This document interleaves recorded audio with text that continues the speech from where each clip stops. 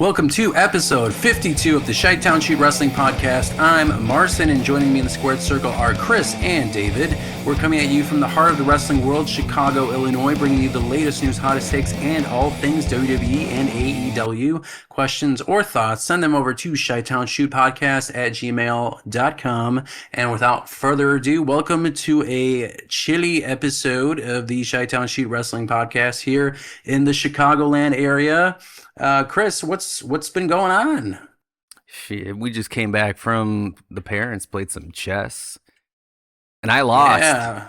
I lost twice, and you won twice. Yeah, you lost twice. I won twice, and we're obviously way past the Queen's Gambit craze of chess.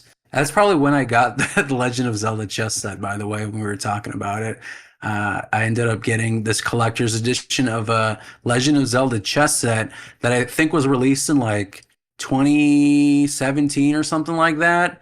And I ended up getting it like through eBay because it wasn't selling anymore. So I paid a little bit more, but it's cool. It's really cool. We should just do nothing but chess puns this entire thing.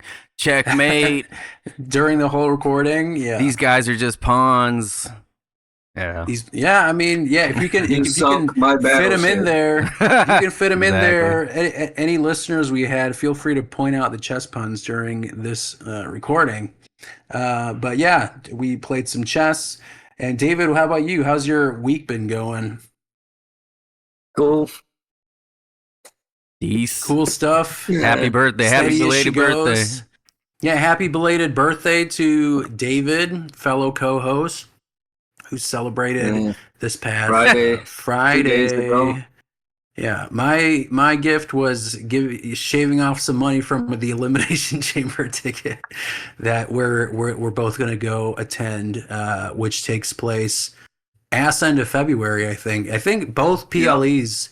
Royal Rumble, which is our main conversation in this episode, is the very end of January, and then Elimination Chamber is also at the very end of February. But it should be pretty good. I got to say, I mean, the prices, nothing was below $140, but they're still managing to sell like most of the tickets. And I'm sure after the Royal Rumble ends and people get a clearer sense of like what the landscape is going into WrestleMania 42, it'll probably sell out completely. So it should be a good show. And of course, I also got tickets for Chris Van Fleet the day before. I don't know if you guys are planning on going, but I did want to see, because it's always cool to just see, because there's going to be a wrestler, and it might be CM Punk because it's in Chicago, but it could be, just, I don't know, Chelsea Green again, or somebody like that who just sits down and has a conversation. So looking forward to that. They're doing it at Zany's in Rosemont, so it's not even that far. So that's cool. That's on one side of the city, and then of course Elimination Chamber takes place at the United Center. I got a random smack dab in the middle of the city. CM Punk story. That was just bestowed upon me while I was like working out. It was like the most random thing that I could have ever, because I interacted with this one guy at the gym. Quick small talk. He was trying to like get in on a machine or something, and I asked him if he was like trying to find a machine or something. And then later, as I was working out, I was doing like a hamstring curl, and then he's also working out like in front of me, and then he sees me, and then he like, I had my headphones on, so he does one of these, like, because he wanted to tell me something. And he started telling me a story, because I guess he noticed my tattoos, how he was in Logan Square. He's like, are you familiar with this wrestler guy? He was in UFC or whatever. I was like, yeah, CM Punk probably, right? Like, yeah. I was at Logan Square, and he noticed CM Punk had this, like, the Pepsi logo tattoo. And Man. Yeah, and then I guess he commented. He talked to him again. He didn't notice his arm because he saw the other arm. Then he's like, "Yeah, this guy had this like Pepsi logo. Like, why would you get a Pepsi logo tattoo?" And he didn't realize that it was CM Punk that he was talking about. And then I guess CM Punk was like somebody who's like against drugs or something like that. He's like, that's who would get it. And then he felt pretty dumb after the fact, I guess. Yeah, he's kind of right. Yeah. Yeah. He said someone that doesn't like drugs. Yeah. Someone doesn't like drugs. Baby. Exactly. Yeah, exactly. I was like that. I'm dead. So that was pretty random, but it was pretty funny though. I was laughing. So he walked up to CM Punk and said, "What kind of guy gets a Pepsi tattoo?" Cause he first saw him and he only saw the one arm that had the Pepsi logo on it, and then I guess he was turned, so he didn't see the arm again. And then he goes up to him, he's like, "Yeah, I saw this guy with like a Pepsi tattoo. Like, who would get a Pepsi tattoo?" And he's like talking to. Wait, CM so Punk he saw CM Punk? Yeah, at Logan Square. He didn't realize it was the same person. They just walked up to talk about his arm tattoo. He didn't realize it was the same person. I don't know. What? That's crazy.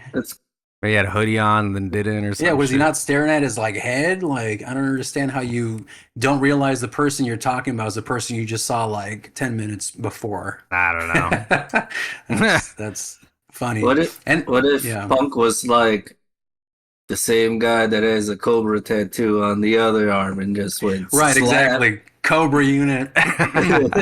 Fucking the same guy that has a G.I. Joe tattoo. Rips it off, smacks him in the face. Hell yeah, Semper Fi or whatever. Yeah. That's a cool story. And like, yeah, he's got a lot of tattoos, and apparently he's also maybe gonna be the feature of 2K26, which I might get then because of that. He's gonna be like the showcase for that. That's how you get him. Allegedly, it is gonna be like some of the big matches that he's done, so probably like Money in the Bank and that kind of stuff. And then what ifs? So like if he never left in 2014 and there were these matches, like what would happen? So that's the second part of that showcase. And then I guess just complete fantasy booking. So I'm assuming things that just aren't possible. So like I'm going to assume like Roddy Piper versus CM Punk, something like that. Shows up with but the I think Bucks. he might have tagged with Piper, actually, now that I think about it. But yeah, the Young Bucks, yeah, because they'll show up in WWE 2K26. So I mean that sounds pretty cool, and it seems like it's not going to be released until Q4, so probably like the fall. And they've recently, like the past 5 or 6 years, it's been kind of coming out around like WrestleMania season. So it's interesting. 2K25, by the way, I think is on just PlayStation Plus, so you can just download it for free right now and do the whole Bloodline thing. But can they please figure out the fucking online?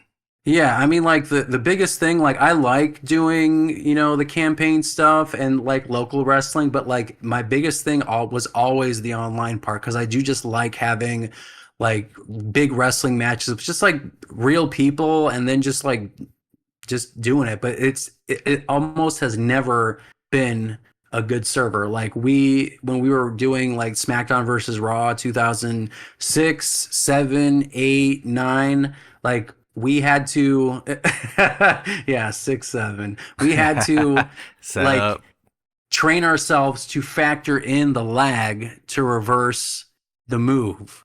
Like, oh, I got to press it like 0.2 seconds earlier just so I could like reverse it. But we still enjoyed it. I think we still got a kick out of it. But yeah, I mean, I don't think there's ever been a SmackDown or WWE game in my memory that had actually good like online, no lag, no nothing. But like borderline unplayable almost, you know what I mean? Like some shit, it's just like it should be at least like, okay, a little lag. Like I'll experience some lag on like Tekken 8, but like borderline like unplayable type of lag, especially if you have like multiple people like in like a Royal Rumble setting or something like that. I do kind of, I don't know if I miss it, but it's more just like I get a kick out of that era of 06, 07 where you just had like straight up just hacking. Like I don't know how they figured it out, but it's like using Game Shark or whatever to play as like non-playable characters like Stephanie McMahon as an NPC, or they would do like these specific moves where I don't know if it's a button press or what, but like you do a spear or you do something and then they just freeze you completely and you're not able to move in the match. And it's literally just like like for example, special referee, like the special referee, the two guys, and then the special referee guy hacked or did something and then just froze both of the people who were facing each other and then just fucking around the ring. Like then he would be like bouncing up all the way to the top of the arena and then just like fucking around. Like it gives me like some pleasant memories, but also, yeah, it was annoying. Gotta pull the plug. Yeah, for the love of God, fix the online. Make it like a focus. Like every year there's some kind of like specific thing. Last year was an ambulance match or whatever. The year before that, I don't even remember. But there's always some kind of new gimmick or thing they attach to it, you know, as a selling point. So focus on online. I think people like that stuff, you know. So actually make it functional. So we talked about CM Punk for a little bit, and that kind of is a great tie into our first story. And CM Punk, in a recent interview, said he'll probably gracefully bow out as an in-ring competitor when he's 50 years old, which is in about 2 years. So, of course, he's currently the World Heavyweight Champion on Monday Night Raw, and maybe after the Raw in Belfast, it's Finn Balor, but we'll just assume CM Punk is still the champ. And he's been doing it for about 24 years as an active competitor. Basically. Yeah, it might be Balor. I would actually want to see that, but we'll see. We'll see. We're projecting into the future. So Punk has spent the better part of 2 decades as an important part of the industry. I mean, I don't think there's any disputing there. And, you know, despite him being a central figure in WWE's current era, he did say that he doesn't plan on wrestling forever. And some people do, you know, wrestle into their twilight years, but Punk seemed to actually have a defined limit, kind of like John Cena. And he reflected on how his perspective has shifted since his teenage years. And this is what he said. When I was 15, if you asked me if I'd be wrestling when I was 40, I would tell you, no, that's crazy. 40 is so old. I'm 47 and I don't feel old yet. Terry Funk wrestled for a long time. Ric Flair wrestled for a long time. I mean, there's luchadors that are like in their 70s that are still doing it. Do I want to be doing that? Probably not. I would estimate probably the big 50 is when I should maybe gracefully bow out. Knock on wood if nothing else horrible happens. And Punk's thoughts on his departure, I think, were heavily influenced by his longtime rival John Cena, and seeing Cena's, you know, orchestrated, planned out like 1 year retirement and healthy exit, because some people bow out because they don't have a choice, kind of left a lasting impression on Punk. And he said a lot of times you don't get a choice. That's why it was special to watch John retire. To me, it was a perfect retirement. We're celebrating a guy who isn't dead and can still walk. I tell people all the time, none of us are getting out alive. He got out at the right time. He showed us a way to exit with dignity and grace, and I don't know if mine will look that way. I don't know what mine's going to look like. I do know it's coming sooner than later. I'm still having fun operating at a high level, no matter what anybody says. And until I can't contribute, I still will. So while the big 50 looms just like, well, I said 2, probably like 3 years, Punk isn't slowing down yet. I mean, for one, he is the World Heavyweight Champion, and he is facing Finn Balor, maybe loses to Finn Balor on Raw. And yeah, I mean, Chris, he said he wants to gracefully bow out by 50. And, you know, with guys like AJ Styles, who's teasing a retirement, and even Brock Lesnar, I think, is in that conversation right now, looking at 2026 as their last year. Do you think 50 is becoming the new hard ceiling for modern stars who want to preserve their health, or is it just a personal preference for this specific generation? I think Cena set a bar as far as just like retiring relatively early compared to a lot of other retirements, like Sting retired mid-60s. Flair, well, I don't know if I guess he retired yet. Is he retired yet? I mean, he always has one match in him. That's unknown. But I think John Cena set a precedent as far as just like a lot of the guys that are top right now. They're like, well, if John Cena retired 40, whatever he is, like maybe it's time for us to do the same, because they don't want to be those guys that are, you know, the old dog in the fight. So I'm guessing he's going to stick to his word as well as far as like in-ring stuff. But, you know, there could still be appearances. Yeah, David, what do you think? Like we have AJ Styles and we have Brock Lesnar, who I mean, I think there have been conversations about both of them retiring fairly soon, if not this year. Do you feel like John Cena's example is giving other guys who are like approaching that age or who are in that area, like CM Punk, that retire at 50 while I can still walk and, have my hips and all that in place? What do you think? I think so. I mean, it makes sense, Yeah. It makes sense. Yeah. And even because it's like, look at Stone Cold. Like he had to leave kind of early, but leaving when he did worked out for a street fight against KO. Like, Right. if he would have kept riding on that body, it wouldn't have made sense. And it's like, even just like in that cameo side or like still showing up in some way on TV.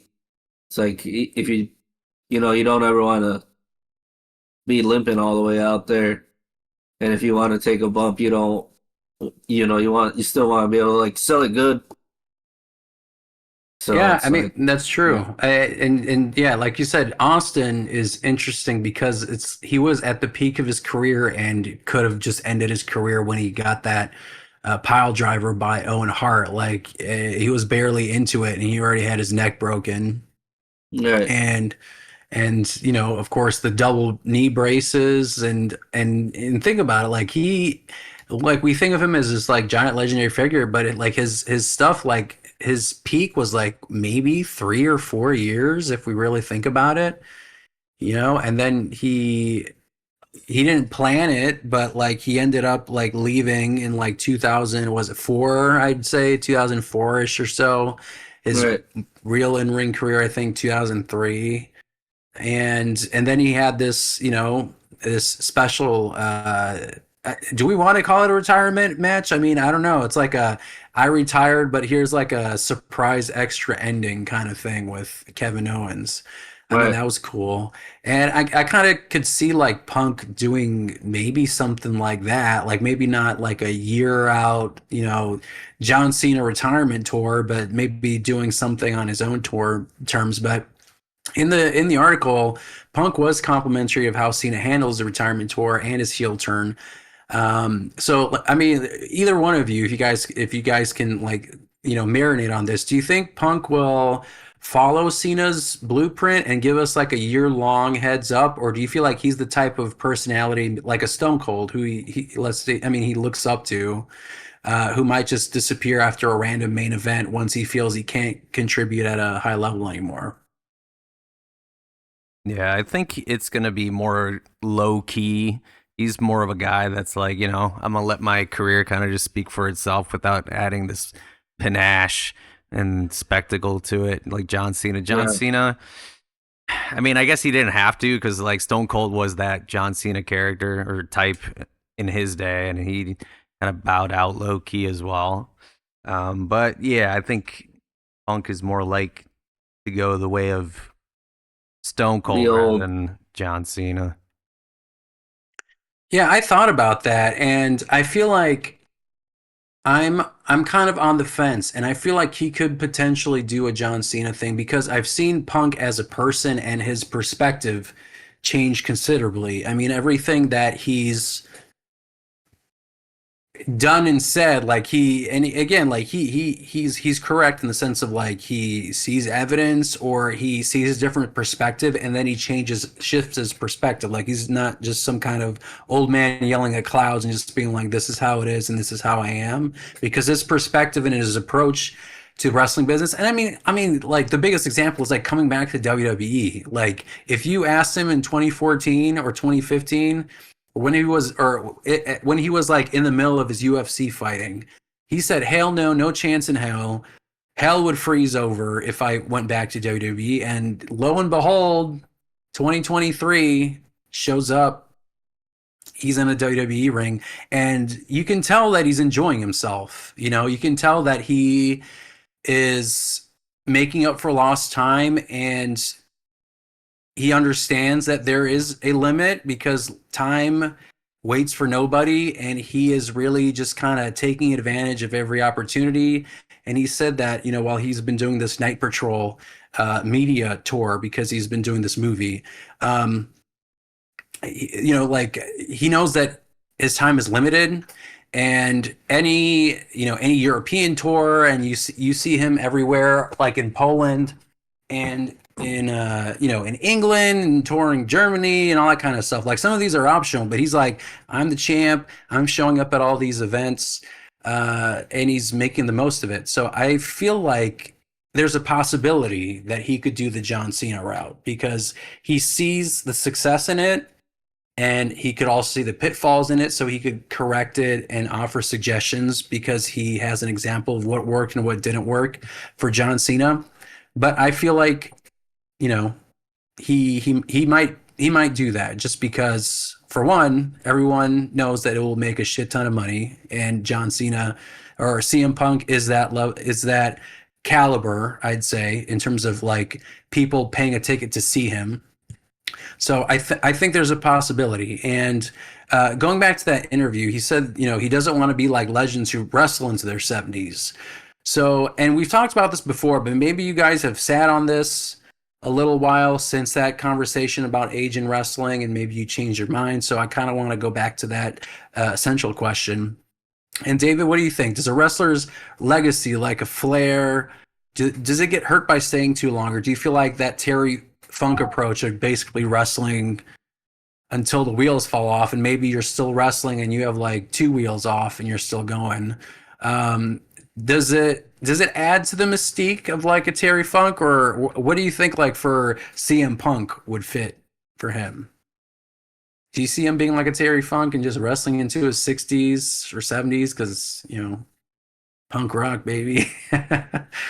I think it would add to the mystique just because of like like Punk's generation and stuff is probably like one of the last that will have any type of recollection of territories and WCW and things like that. But I don't see him doing that. Yeah, I don't know about the 70s part. I don't know if he'd wrestle into his 70s, but honestly, I mean, I can see him wrestle in his 50s.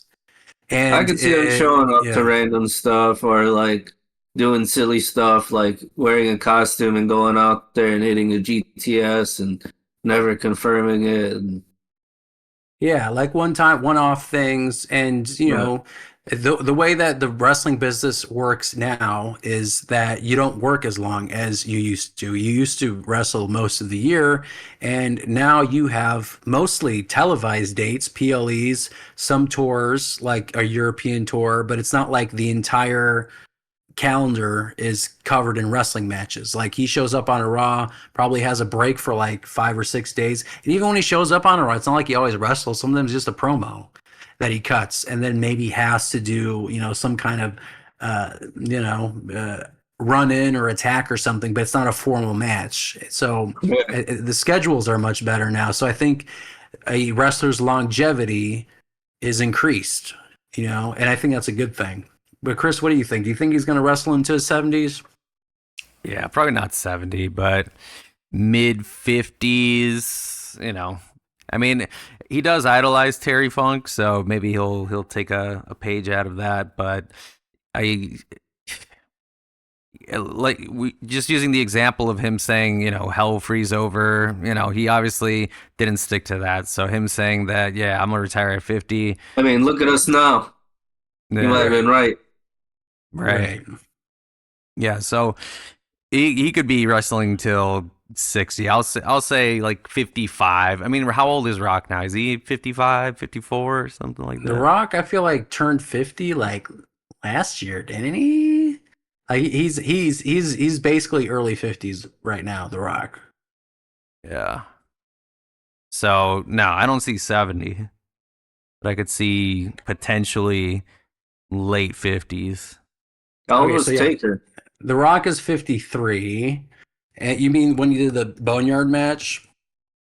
So the Yeah. Undertaker is currently 60. So when he retired, that was 2020, wasn't it? Boneyard match. Yeah. So 54. So I mean, 54 is when Undertaker retired. Dwayne Johnson's 53. And I mean, he did the WrestleMania 40 match, and then he was like right around 50, 51 when he did that match. And I mean, it was a tag match, so there was, but anyway, so I could see him wrestle into his 50s. A hard line of 50, I don't know. I think that he's still enjoying himself, and he's just seeing, like, kind of, doing a temperature check on his body, about when this happens. I think John Cena was a different kind of cat. For one, he also didn't really stop like CM Punk did for a while. Like, John Cena started earlier also, like, getting that schedule and never stopped, and he was like a big workhorse. So yeah. So with he said if he stops taking bunks at 50s, like, I think he also said he'll stay as long as he can contribute. So I could honestly see him staying in the business, but not wrestling, but being in some other different kind of role. So what do you guys think? Like, for CM Punk, would you rather see him as, the voice of Raw on commentary, a backstage producer, or maybe, being like a creative developmental role like Shawn Michaels is in NXT? Where do you think he would fit as, like, post-retirement in his role? Probably commentary. Referee. Nah, commentary. Probably. Yeah. I mean, he's done a stint of commentary here and there, so I'm guessing if he had a choice, he'd probably be, like a Bryan Danielson. Right. David, what do you think? Producer, referee, backstage announcer? Probably creative and commentary. Probably some type of hybrid. Yeah. I mean, I would like doing commentary and like calling and like working hard in NXT or Evolve. I could see him doing the NXT thing for sure, like just being like a coach, or I don't know. I feel like Shawn Michaels will do it as long as he can. So I don't know if he can overtake Shawn Michaels, because then there will definitely be a point. Yeah, just helps him out. Or like an Undertaker who's working in AAA, like just being that second hand. And Lord knows they probably would want his, expertise anyway. But I would selfishly want him just to be on camera and be a commentator, because the times that he's done it, I think he's really good at it. And he has the quips, he has the wrestling knowledge, he has things he can pull from in his own experience and everything that he grew up watching. So I think seeing him as a commentator would be great. Selfishly speaking, of course, going to like a Chicago event, and how Jim Ross and Lawler would show up and they have the Titantron, and just seeing him do that every time. So even post wrestling, we'll still have him in some form or fashion. But with that, let's move on to his contemporary. He is The Miz, and The Miz has been in the business since, I'd say, 2006. I feel like when we started watching wrestling again, The Miz started debuting around the same time. And he's been in WWE without any breaks for the past basically 20 years. And he recently had an interview with Chris Van Fleet, and mentioned about being given his flowers in wrestling, and noting that, Miz said he gets the ones that are half dead, from his perspective. And, the Miz, having been a part of the roster for some of the biggest moments in, the company's in the past 2 decades of his career, he did capture a lot of championships. I mean, he's had the Intercontinental belt, he's been a tag team champion, he's been a WWE champion, beat John Cena at WrestleMania 27, or retained it, I should say, with a concussion. And while talking to Chris Van Fleet, The Miz, said he feels the respect, and he feels it in the locker room. He feels in the crowd, And and then Miz has gotten his flowers. He said he hears them say, but he says, you know what kind of flowers I get? I get the ones that are half dead that you give me, and they're gonna die the next day. You don't give me a full bouquet of flowers that are like, here are your flowers. John Cena gets the flowers. I don't get the flowers. I get half dead flowers that are like, here you go. It's the half-assed flowers. So I think the Miz feels a certain way when it comes to respect and I guess a perception of him as a wrestler compared to people who are in his generation, like a John Cena, like a CM Punk, like I don't even like other people, like I even like I guess Dolph Ziggler, but I would disagree there. But he says he feels a respect in the locker room, but he still calls the and the crowd, and he still calls the praise half-assed.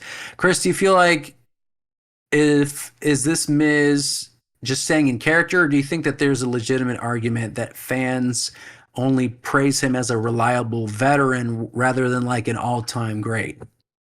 And how would you categorize the Miz personally?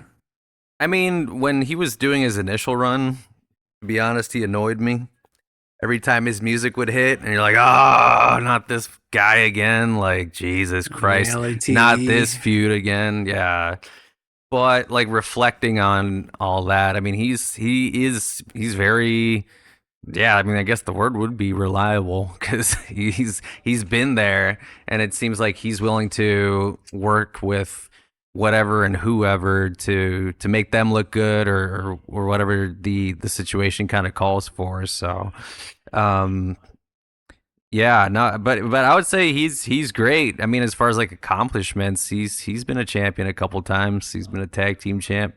He's held the world title maybe a few times. Once. Was it one time? Universal? Twice. Maybe a second. Twice? He won it in like 2020. Oh, okay. They lost it to Lashley. Oh, okay. I would say interesting. In a way, he's underrated in that sense. Like he's been there this whole time, and he is this kind of wrestler that people oversee. He's part of the furniture essentially. He's part of the walls. So yeah, I think he deserves more than that at this point, because I mean, like when you really look at it, when you reflect back at his career and what he's kind of done for what most people would consider the shitty years of WWE, he was there up there with John Cena as far as like, holding things together and making things work. So God bless the Miz. Yeah, David, same question. Like, what do you think? I know you had a bit of a hiatus in like 06 through like 10 and here and there, but like, what is your perception of the Miz as a wrestler in comparison, let's say, to like a John Cena or people that are kind of like in that realm, and people who've been wrestling consistently for 20 years, how do you view the Miz? I feel for like that era, he's definitely like somebody that you should name when you name 5 people. Mm-hmm. I think that's a good point. So I'd say I started watching Hard again in like 2012, 2013, and like, so like I kind of already seen it. Like, my perspective was always just like, okay, like he's good. People don't like him, but like I thought he was cool. Yeah, and then like I mean, he's consistent. His style gets through, can sell up, make either a 10-minute match or 25-minute match. He doesn't have to. He's not he's not the most flashy. Gets the job done. He gets his matches through with like a lot of like emotion, like interaction with the crowd. Yeah, that's a big one. I think he's great. Like, I think he's a great bad guy. Do you think he's underutilized? Like the stuff that they give him, do you feel like he he seems to get like he is like the supporting character, and it's like the same thing that I feel for like Natty Neidhart for the women's division. It's like the consistency, Right. the elevating other talent, but like they never get like they get the championship, but it sometimes feels like, it's a temporary, like you're keeping it warm for somebody else kind of thing. You know what I mean? Like the perception that I get from the company when they're pushing them for a specific story just feels to be a plot device to serve a bigger picture. You know what I mean? Yeah. So what do you think in terms of, either one of you can answer this? Do you feel like The Miz is a victim of his own consistency? Like because he's so rarely injured and he's a safe hand for the company. Do you feel like people take him for granted? Definitely. I mean, I think he's like oh, he's always there. Like I said, he's part of the furniture. Who can we, you know, propel this specific feud or whatever to make it go further? We got Miz, we got Mike.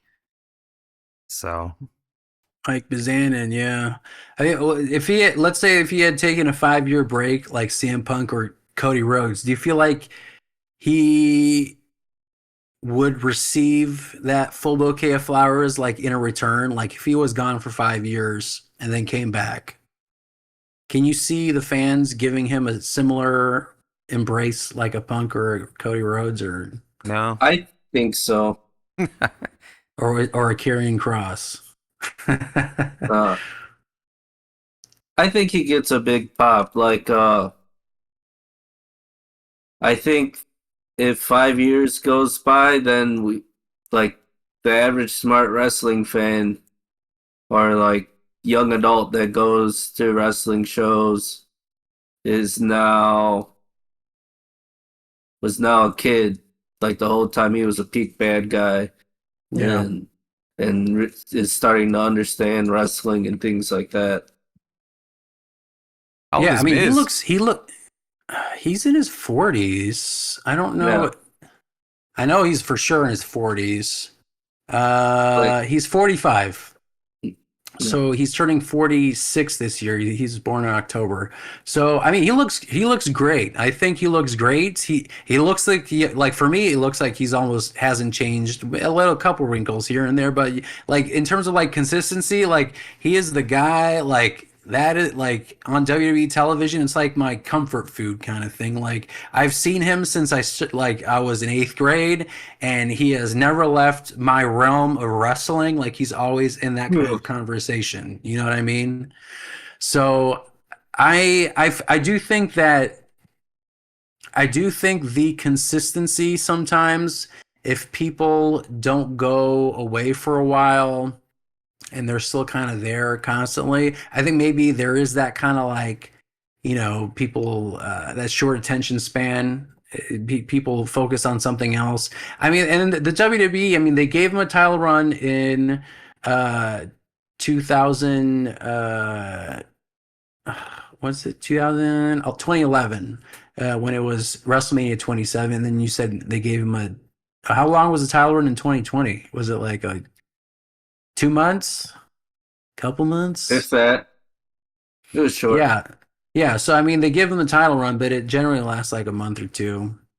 I think his longest one was around WrestleMania 27. And I mean, he is a Grand Slam champion twice. Like he ran the thing around twice. He's had the crossover success being part of the Real World. And the Marine, yeah, 4, 5, and 6, I think. I do think there is a genuine conversation that I think he is underrated. I do think he's underappreciated. I think people, like you said, Chris, I mean, part of the furniture, I think that's a good description to describe describe. I mean, like to characterize it, because it is like a consistent thing, and there has, and there are some highlights too. I mean, there are things that kind of make him stick out with the title runs, of course, but even like with, I remember specifically because I wasn't really watching, but that whole SmackDown talking smack with Daniel Bryan when they were having that conversation.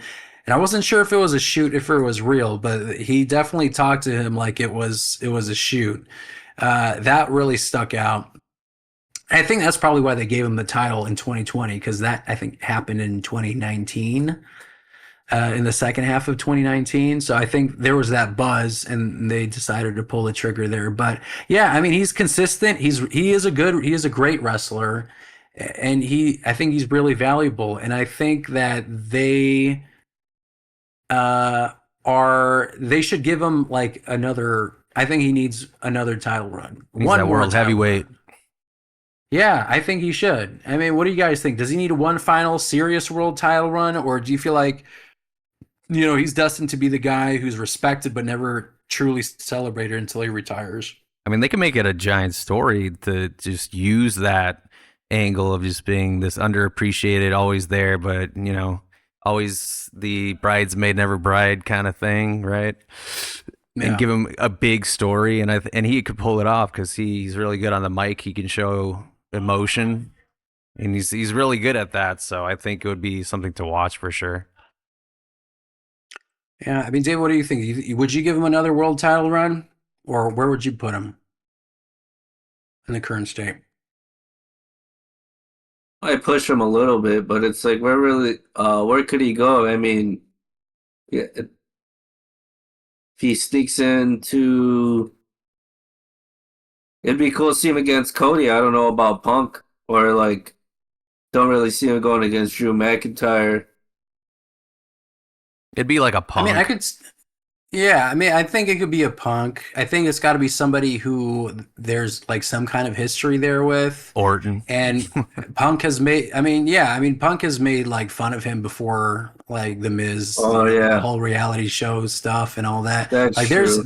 there's some history there, and like real, like legit beef where like, I guess like he apologized to him for shit that he said. I think wasn't it the Miz where he said go suck a blood covered dick in Saudi Arabia? Like I think it was him specifically. So, there's some history there. So if let's say never mind, take that back. Yeah, I mean, if Finn Balor beats Punk, then this is kind of moot. But I think that if he needs other challengers, I think that'd be fascinating, personally. So we'll see. Maybe he'll win the Royal Rumble. The only person who's announced so far is Cody Rhodes. He's the Miz. Yeah, is the Miz. Yeah, the Miz is the winner. And that is remember he was it was Punk and MJF, and Punk said something about MJF being something about Miz, but he used the Miz as like a like a punchline. Yeah, use him as a punchline. Yeah, that was a good one. So yeah, I mean, like there's that aura, like people like, and I think it's funny, like I get it because he's been like this heel, and the reality show thing. I feel like people still like can't really have him shake that kind of identity, but I feel like he deserves his flowers. And JBL, like I don't know if you guys have read those stories about how JBL was to the Miz when he started, but JBL was a giant asshole to him, and like Miz like talked about like how like he probably should have quit, like he was something else there. So like, I mean, this kind of shit that he went through and the consistency, and he's always needing to prove himself. Like he always has to go beyond what some other guys do to prove himself. So he's a guaranteed Hall of Famer. I mean, he's definitely like main bill, like Hall of Famer. But yeah, I think he needs one last like world title run or something, like even like like the open challenges and stuff that they've been doing for the US title. Give him another mid-card belt and help him elevate that too. Like I think he needs something there. But with that, I think we can move on to the Royal Rumble. All right, so the Royal Rumble is coming up, and it is taking place right at the end of January. And so far, I'm sure there'll be some people who announce their declaration into the Royal Rumble. But we've had Cody Rhodes throw his name into the hat to participate in the Royal Rumble. I think it's one of our favorite PLEs of the year. It's always fun to we always do the the Royal Rumble lottery, and then we try and I think that's kind of like the fun part. It's like betting on your number and realizing it's like Goldust or somebody as a choice. But with the Royal Rumble, I think we like to predict and just have a conversation about who actually wins the Rumble. And I feel like this year it's not as clear about who wins in the women's or the men's Rumble. I think there's a couple of options, but with the PLEs, I think WWE has been doing. Well, I guess the championship match is set, right, for Royal Rumble. It's the WWE Championship match, but we just don't know who it's gonna be in that out of the four, right? Because I don't think they're putting the world title on the line. That's why they're having it in Belfast. So yeah, I mean, we're gonna have Drew McIntyre defending the Undisputed Championship, and it'll be against one of the four who are wrestling at Saturday night's main event. And yeah, I mean, what do you guys think? Who if we let's just call it right now, like Chris, who do you think is winning the Royal Rumble for the men?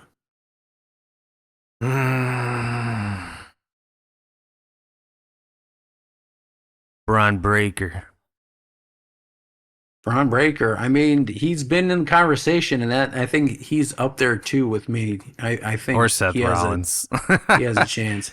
Isn't he injured? Do you feel like he's going to come back that soon? That's I feel what like he he wants you wouldn't to think. Maybe. Yeah, I mean, all depends if the Bears win or not. Yeah, if the Bears win, he comes back. They just scored. The Bears, yeah. So they're tied. Woo! Jesus Christ! They gotta hit that extra kick, yeah. Oh man. Well, David, what do you think? Chris said Bron Breakker. Who do you think is gonna win the Royal Rumble? Breakker. All right, so Bron Breakker. That was a yeet. Well, the one-handed yeet. No, it was just me slapping my thigh. What does Sidek think? Who does he think wins the Royal Rumble? Does he also agree with Bron Breakker? He whispered. I mean, he's got Otis. He's got that telepathy. He's got Otis. Otis, yeah. Yeah, but don't ask him. So I agree. I think Bron is a favorite winning the Rumble. I mean, he went toe to toe with CM Punk, lost the title belt. But how do you feel like? Let's say it's Bron Breakker. And in the Royal Rumble itself, if he enters at do you feel like he enters at number one? Somewhere in the middle. Where would you put him? 15. I honestly think they're going to put him in at number one to like give him that like dominance push. Because I feel like isn't Gunther have the longevity record? I think Gunther is in there for the longest. Roman's got most of limbs. Unless somebody beat that record. I'm not thinking of. Yeah, like would they want to break that record so soon? I'm trying to think. Like, I think one would be cool. 10 years for the Roman record. Oh, for the Roman, but I mean like for Gunther. Yeah, like just being in there super long. Maybe just the eliminations. I think the eliminations would be more impressive. Just have him. And what is the record? Do you guys know? I don't even know how many people he's like knocked out. Half the roster. But let's pretend like Bron Breakker enters at number one and breaks Gunther's longevity record, but he doesn't win. Let's say he doesn't win. Do you feel like for Bron Breakker it's a successful night, or do you feel like it's a wasted opportunity to like crown the next like big face of the company or like one of the top guys. Fantasy booking style. One more time, I had the Bears on my mind.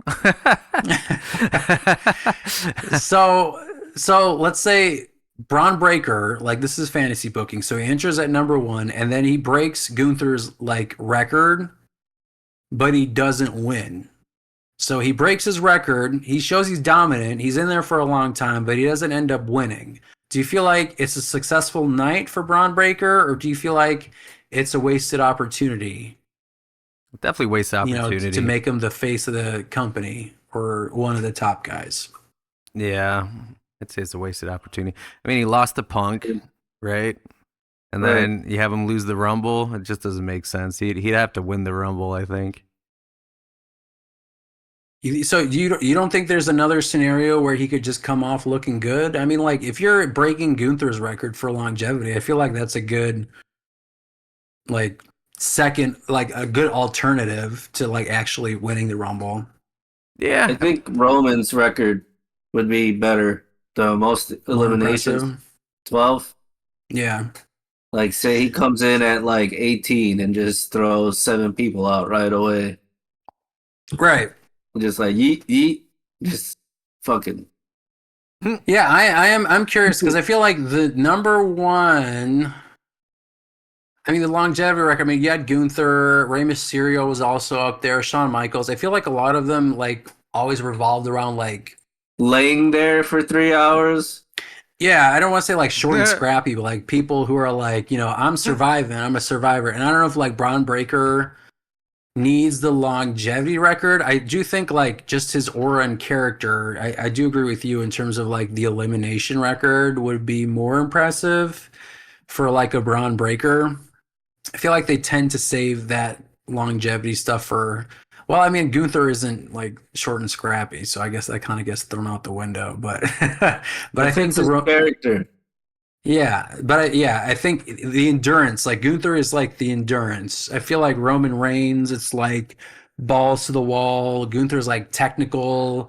I'm surviving through like submissions and like chess pieces. That there's a reference trying to checkmate and throw somebody over.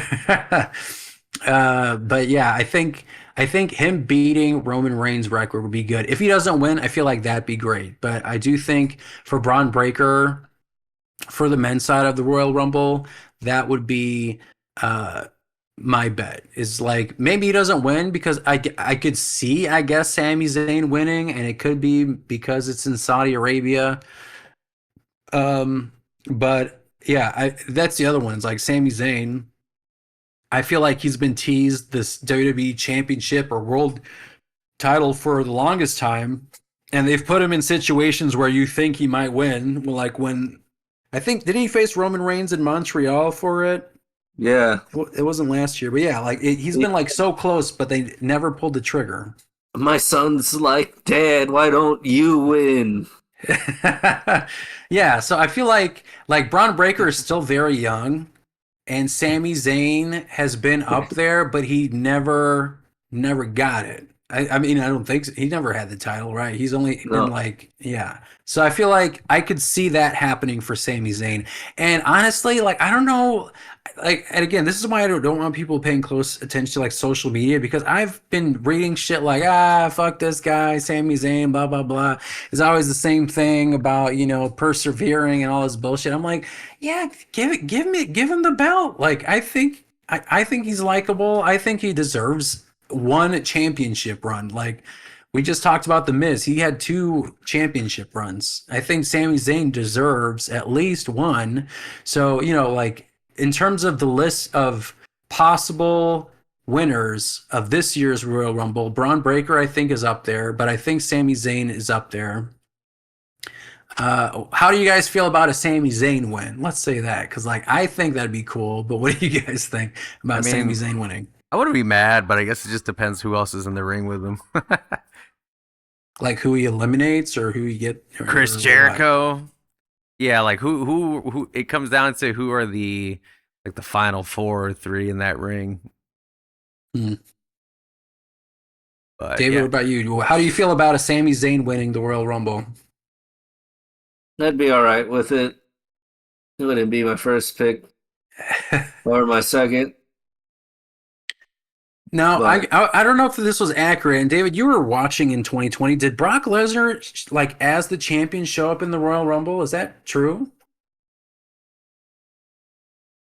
Because I want to say he did, and if he won, he just got PTO.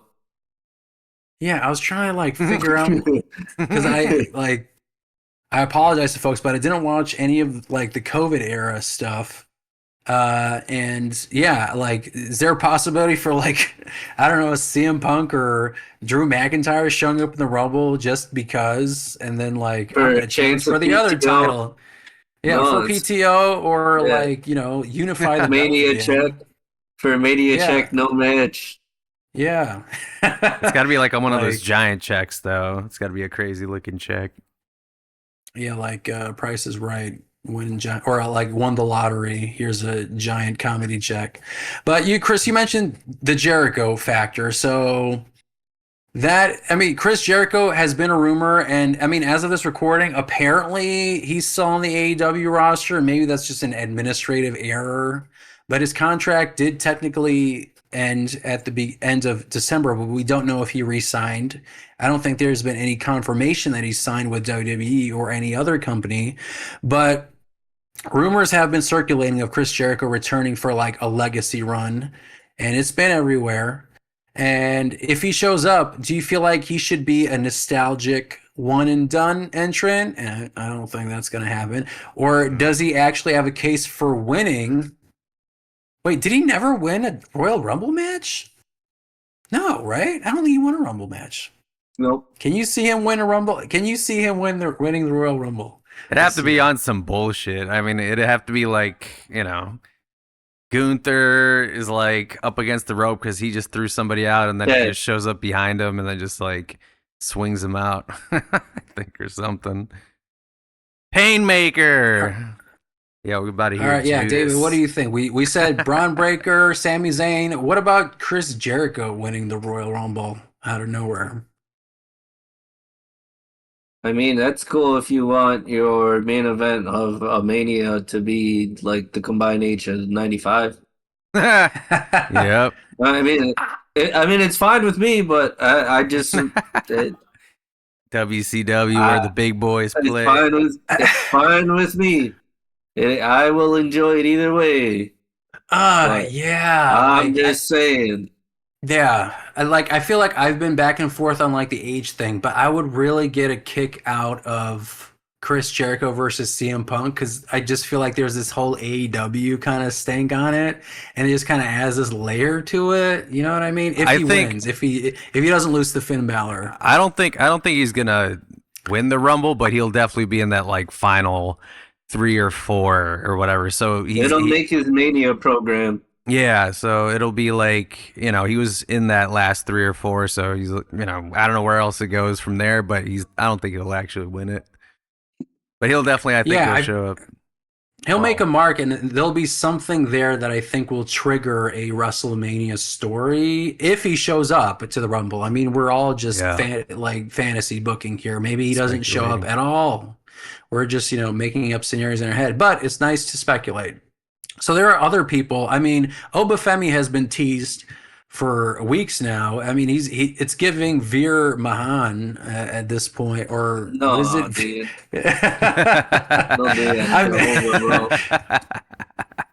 Yeah, it's not Veer Mahan, but like he's been teased. He's coming. While. But Obafemi is absolutely, I think, like he does have that aura. And then when you said he just started in like what 2020, or like 22 or 23, that guy, like, legit, like when he's on the microphone or he's in the ring or he's just like doing his fucking thing, like he feels like such a star. So I could see him winning the Rumble. Like, let's be fucking real. Like he retained his NXT title and then just vacated it. So like that's like that's like a big dick swinging move right there. It's like, you know what? I'm done with this shit. I'm just vacating the title and I'm just moving on to bigger and better things. Like, I feel like there's a plan for him during WrestleMania season, and I don't think it's just, to make a quick appearance. I think he's got to be breaking some kind of record or making some kind of big impact in the Royal Rumble. Him and Omos. I mean, Omos, I think, is just stuck in AAA land. Honestly, I don't know if they're gonna put him in the Rumble, but I mean, you have gotten surprise entrants in the past, but I feel like they've pulled back on that before. I think there's chances of TNA crossovers still, but I don't know about Omos as being an entrant. Homosexual. Yeah, homosexuals. So I mean, like Homo sapiens. Yeah. Right. I don't know. I like homosexuals personally. Yeah, too. This is the clip for the promo. This is the promo clip. Whatever that internet wrestling shit was. Yeah. So like let's keep fantasy booking. So I mean, like, Obafemi vacated the NXT title a couple of weeks ago. Do you think he's like? Can you see him being like a number 30 entrant and just kind of like being in that final four? Like let's say he's in the final 4 or 5, like whatever the amount of people is. He's number 30. Like, who do you feel like he has to eliminate one of those like big stars that I'm assuming is in that last 5 to like prove that he belongs, or should he like just showing up and just being in the ring with them is enough? Yeah, I think like just amongst like perceived main Cody eventers, Rhodes, probably. Yeah.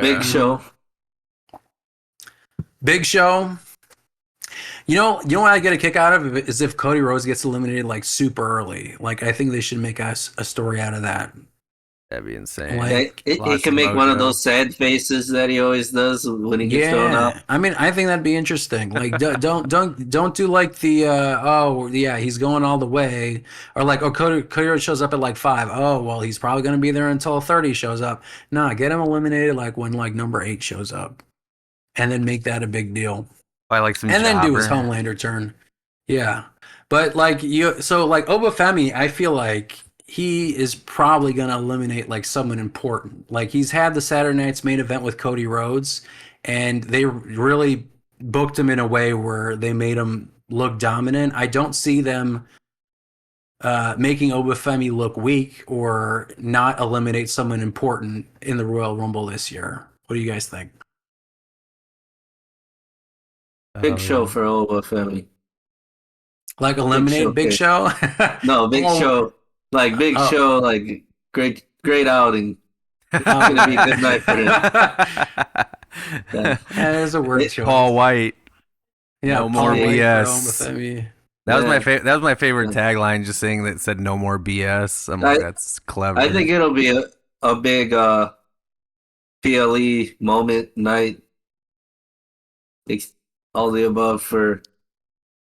I think Obafemi's going to have a good night. Absolutely. And he's a guy that I'm so excited to see on the main roster. So there are a lot of like surprise. I mean, there have been less of that, but I feel like there's still that consistent TNA crossover. We've had the Jordan Graces, we've had the Joe Hendrys, who have popped up in Royal Rumble's past. So if we get one TNA Forbidden Door entrant this year, who do you feel like should get that entrant? Should it be someone like Moose, or someone like, a Jeff Hardy to show up in the Rumble? Andrade's in AEW, first of all. You better come out with that mask again. Or like, what about AAA? I feel like maybe AAA, right? Like, what's stopping them from showing up? That Iguana in Saudi? Yeah, and just Iguana, like the puppet, not the wrestler attached to the puppet. Amazing. What about for like a TNA guy, like who would you guys want to see? Like, would you want to see a Jeff Hardy or like a Hardy Boy showing up? Kurt Angle, like in the Rumble? Santana. Santana, or do you want a TNA guy showing up in the Rumble? Do you feel like that's necessary at this point? I think it's good for the partnership. Yeah, I mean it'll happen. I think it'll just happen from just like as like a business move, a marketing move. Like here's TNA. This is here's a wrestler from the main event people from TNA, and gets his ass bodied and thrown out. That was it. Yeah, I guess so. So let's move on to like the women's side, because the women, I feel like, is also, again, it's another interesting thing where I feel like it could go like 15 different ways in terms of who wins. So I think Bianca Belair has been kind of in the conversation because she's been injured. She's been out for a while. So I think her name has been tossed around a lot as a potential winner of the Rumble. Do you guys feel like that is too predictable, or like let me ask you guys the same question like I asked for the men's? Who do you think is winning the women's Royal Rumble? Natty Neidhart. Bianca?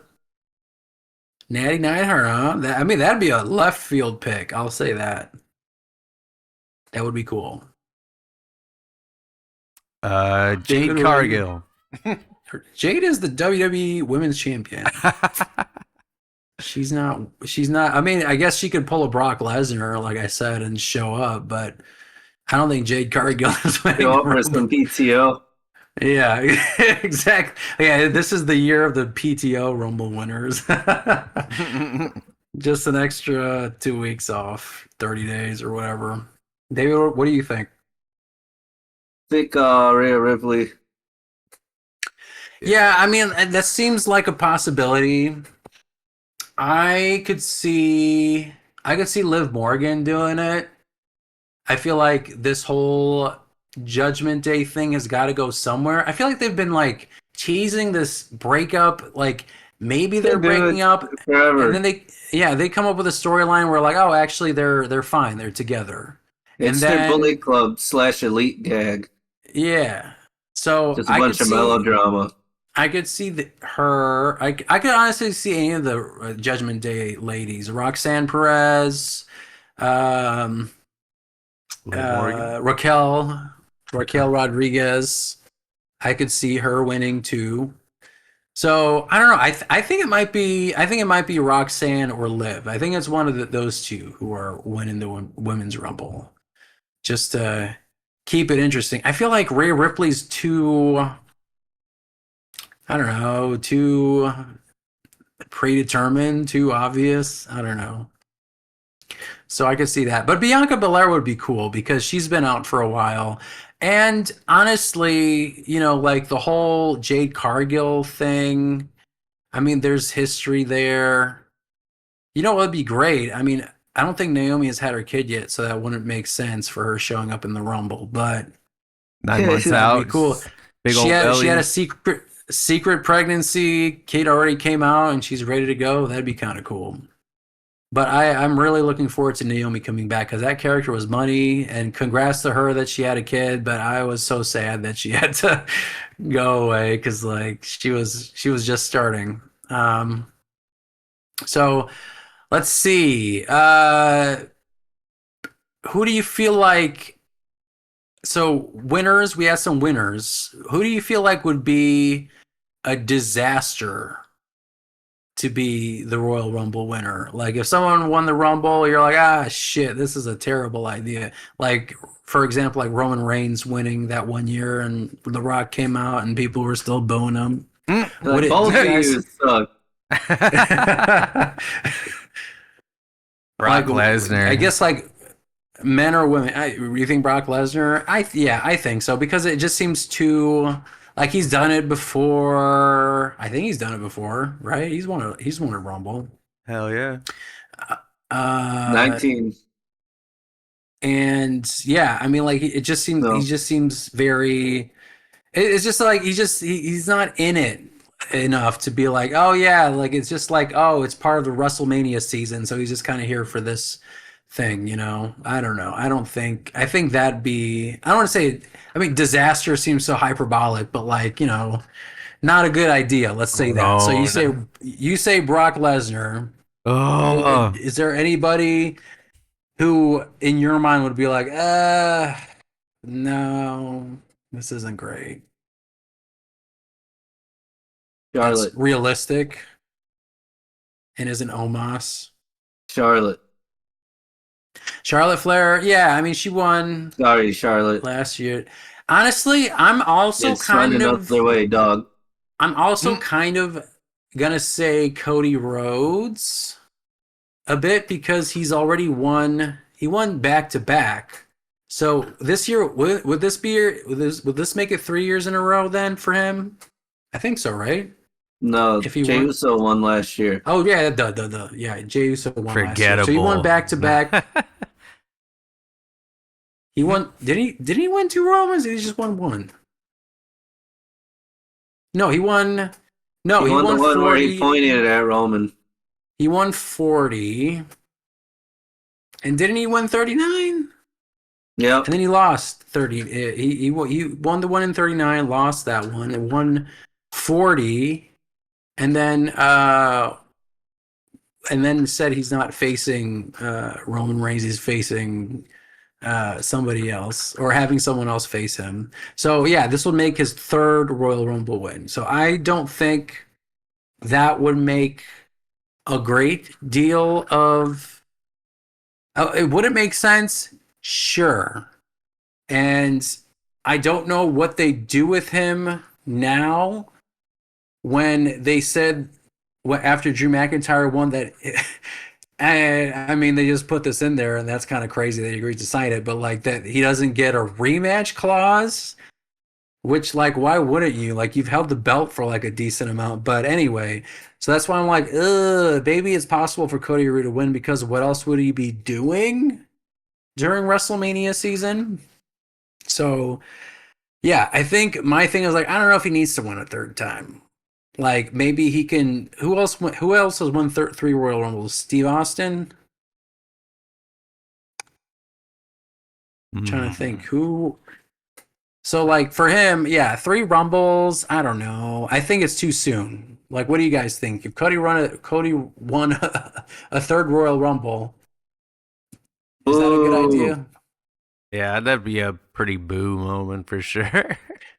So the only 3-time Royal Rumble winner is Steve Austin. So he won in 97, 98, and 2001. So, I mean, I guess if you want to get another record up there, make him be like Steve Austin and win a 3rd Royal Rumble. But I don't know.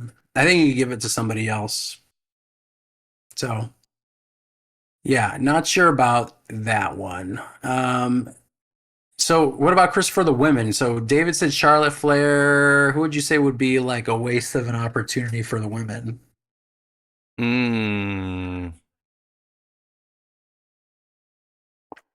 I mean, Rhea Ripley.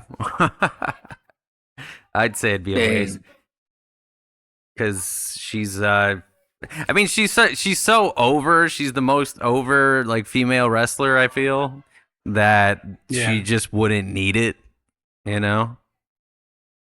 That's what I would say. I don't know if I'd go as far as like it'd be a disaster.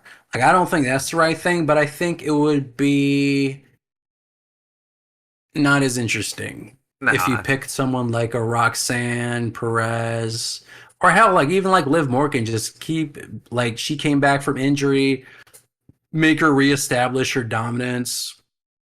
I feel like with Rhea Ripley and Io Sky doing their whole tag team thing, I don't know if you necessarily need for Rhea Ripley to go in the Rumble and then win the whole thing.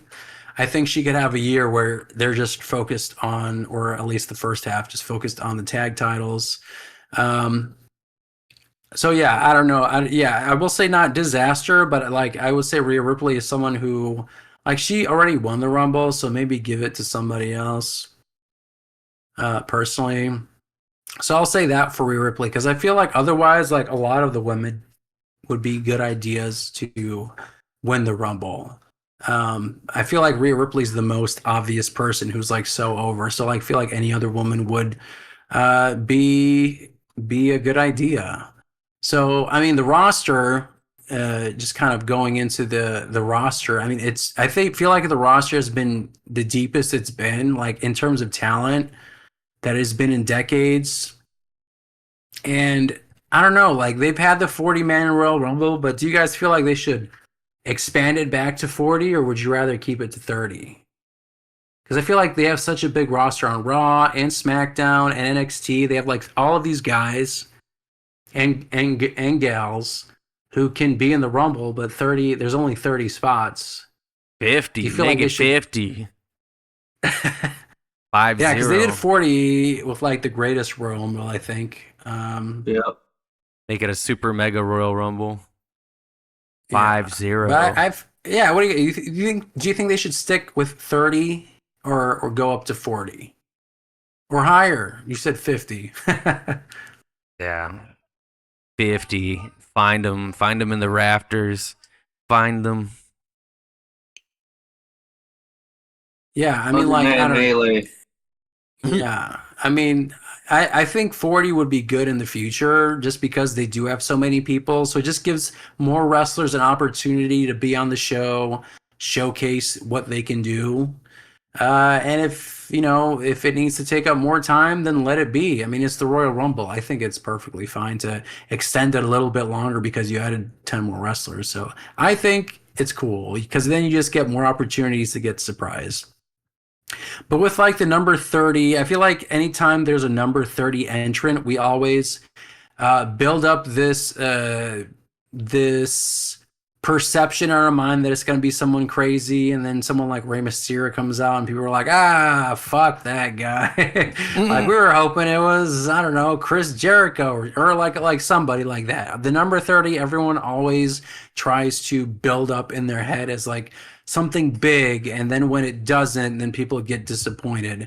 So like, what do you guys think? If we don't have like a surprise at number 30, like if Chris Jericho doesn't come out at number 30, are you going to be let down by the match? Or do you feel like this surprise entrant trope just kind of overshadows the match quality itself, I mean, it's one of those things. It's like whether you're like, yeah, I'll be okay with it. The second it like pops up, there's still that like voice in the back of your head. It's like, oh, what if though? What if? And then it winds up being somebody lame. Like, I don't know. Somebody. And you're like, fuck. Yeah. Yeah, I think I'm always wanting it to be someone like big or something that will kind of shake up a storyline or something.